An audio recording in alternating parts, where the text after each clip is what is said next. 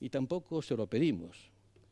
Pero díganme, ¿nos van a ayudar a defendernos? ¿Nos van a dar las armas necesarias para defendernos de la invasión? Y en ese momento yo no supe qué contestarle, porque no tenía ninguna seguridad de que Europa lo fuera a hacer. Porque en el 14, cuando Rusia tomó Crimea, nos negamos a armarla para defenderla, porque pensamos que era inútil, que no serían capaces de resistir, que era una batalla perdida y que más valía no convertir esa batalla perdida en una guerra incierta.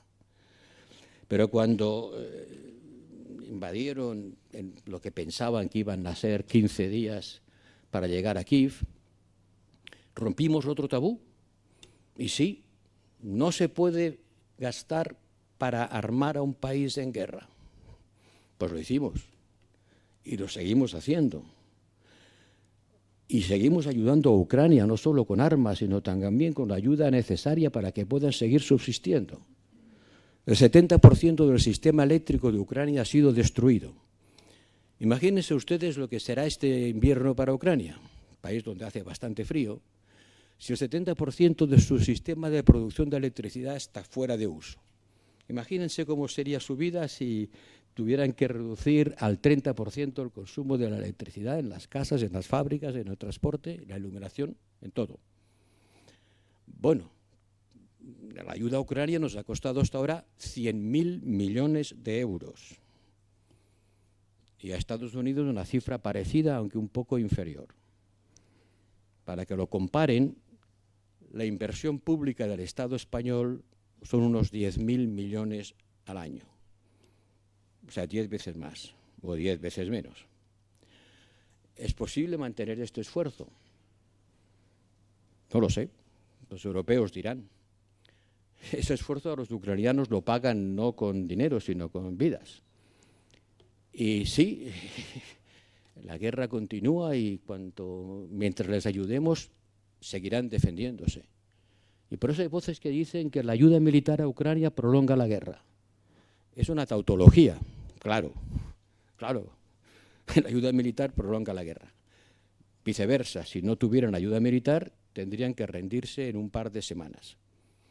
Por eso yo pregunto a la sociedad europea y española, en particular a los jóvenes, ¿están ustedes a favor o en contra?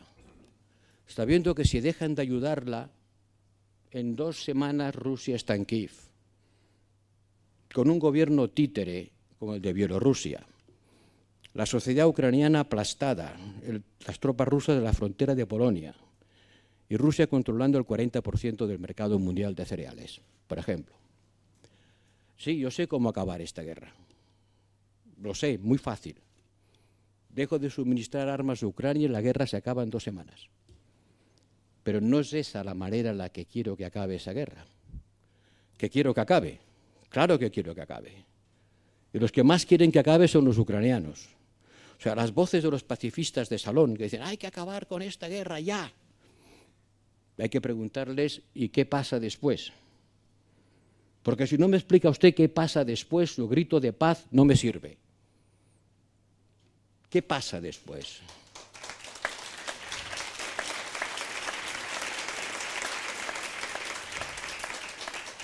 Naturalmente, todas las guerras acaban con una negociación.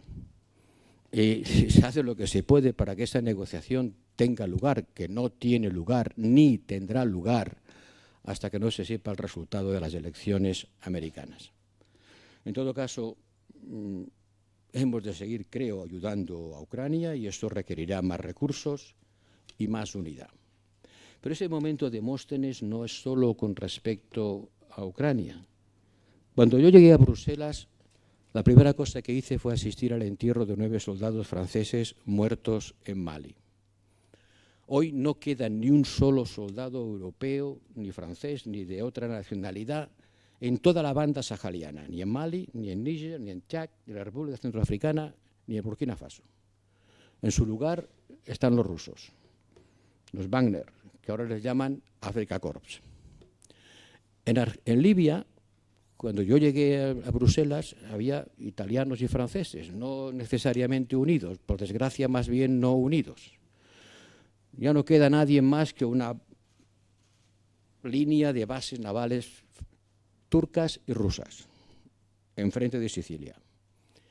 No es solo Ucrania, es también lo que pasa en África, una tierra sacudida por la inestabilidad política, que es una tierra de ocasión, una tierra de oportunidades, con un crecimiento demográfico impresionante que no se va a parar por invocaciones piadosas, sino por empoderamiento de la mujer, que supere los patrones culturales que la convierten en una máquina reproductiva y genera una dinámica demográfica que es insostenible.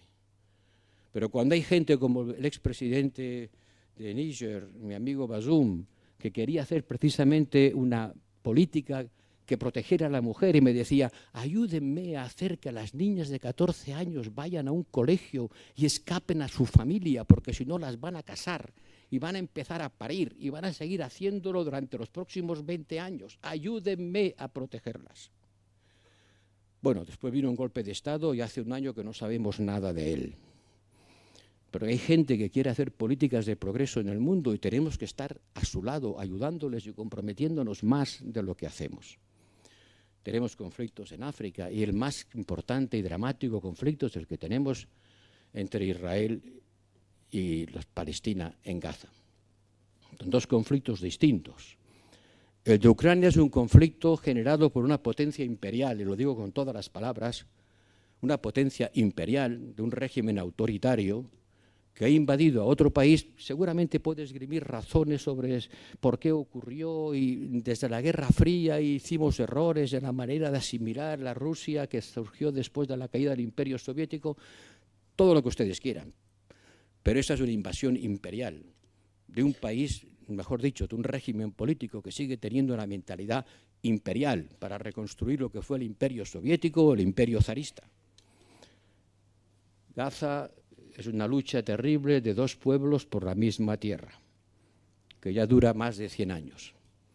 Un conflicto en el que nosotros los europeos tenemos una enorme responsabilidad, porque esa tierra se la prometimos a dos pueblos a la vez, a los unos y a los otros. Un conflicto de dos pueblos por la misma tierra, por la geografía. Nos dijeron que eso ya no importaba, que en el mundo global la geografía había desaparecido. No, no, no. La gente pelea por la tierra. Esta tierra es mía. No, es mía. Y para los israelitas, el Cisjordania se llama Judea y Samaria, anclada en la Biblia y en lo que ellos creen que son sus orígenes bíblicos, históricos, que no pueden ser obviamente una razón para sustentar las construcciones políticas de hoy, sino hasta dónde iríamos a llegar. Entonces, lo que está pasando en Gaza se puede justificar desde el punto de vista del derecho a la defensa de Israel frente a un ataque terrorista. ¿Es el derecho a la defensa que ciertamente tiene? Y mi respuesta es no.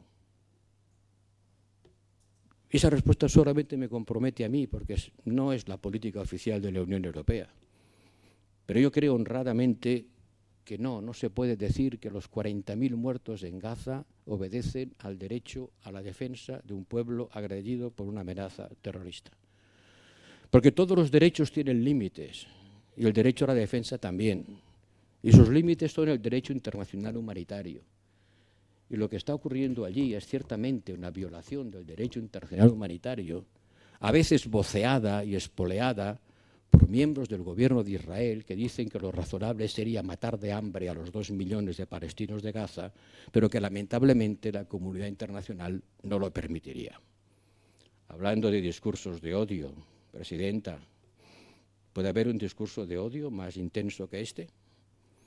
Vivimos una situación dramática, terrible. Ayer por la mañana me despertaron otra vez con los aviones de combate israelitas bombardeando el Líbano. Vivimos al borde de una tragedia, de una guerra regional que puede afectar a Irán y que nos podría producir a todos consecuencias dramáticas. Creo que Europa debe comprometerse más, no solo en la ayuda humanitaria, que también, porque se pueden imaginar cuál es la situación de la población en Gaza, también, pero no solo, porque no sirve de mucho que me des de cenar hoy si tengo que morir mañana. Morir bajo las bombas, o morir de infecciones, por problemas sanitarios, por hambre. Hay que reforzar la ayuda humanitaria y hay que aplaudir el papel que hace UNRWA. Y me alegro mucho, Presidenta, que le deis a UNRWA el premio en vuestro Día de la Paz. Al mismo tiempo, por cierto, que el Parlamento de Israel, la Knesset, vota para llamarla organización terrorista. Pero ¿a qué punto hemos llegado cuando una organización de las Naciones Unidas es calificada por un parlamento de un miembro de las Naciones Unidas como una organización terrorista? ¿A qué punto hemos llegado? Hay que trabajar para hacer frente a lo inmediato, la ayuda humanitaria, y a continuación hay que trabajar para buscar una solución política a ese conflicto. Y Europa tiene que comprometerse más, pero desgraciadamente hemos estado desunidos frente a este drama. Algunos países como España han estado al lado de la causa palestina, reconociendo el Estado que todavía no existe y siendo voceros de una llamada a que se respete el derecho internacional, y otros países han sido más condescendientes con lo que allí ocurre. Pero nos está costando muy caro. A los ojos de medio mundo, nuestro comportamiento se percibe de una manera distinta entre lo que ocurre en Ucrania y lo que ocurre en Medio Oriente. Y nos acusan del doble estándar, diciéndonos un muerto no vale lo mismo para ustedes en Ucrania o en Gaza. Y hemos de luchar contra esta percepción del doble estándar, porque de lo contrario nos quedaremos sin la capacidad moral para actuar frente a los conflictos del resto del mundo. No podremos ir a nadie hablándole de los derechos humanos, porque nos dirán sus palabras: hombre blanco, son huecas. Y esas son las cosas a las que tenemos que hacer frente. Para eso necesitamos tres cosas. Necesitamos más dinero. ¿Cuánto cuesta armar a Europa? ¿Cuánto cuesta nuestro esfuerzo militar? No menos de 300.000 millones de euros, porque nuestros ejércitos están en el hueso. Han gastado sus depósitos de municiones en ayudar a Ucrania. No tenemos la capacidad militar que deberíamos tener.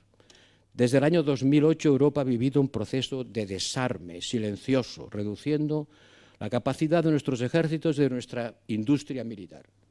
Prometimos a Ucrania 1 millón de proyectiles de 155 y hemos sido capaces de darle solo 500.000. Hay que reforzarlo. Sí, ya sé que todo el mundo prefiere la mantequilla a los cañones. Yo también. Pero hay veces en las que si no tienes cañones tampoco tienes mantequilla. ¿Cuánto cuesta luchar contra el cambio climático? ¿Cuánto cuesta hacer frente a la revolución digital?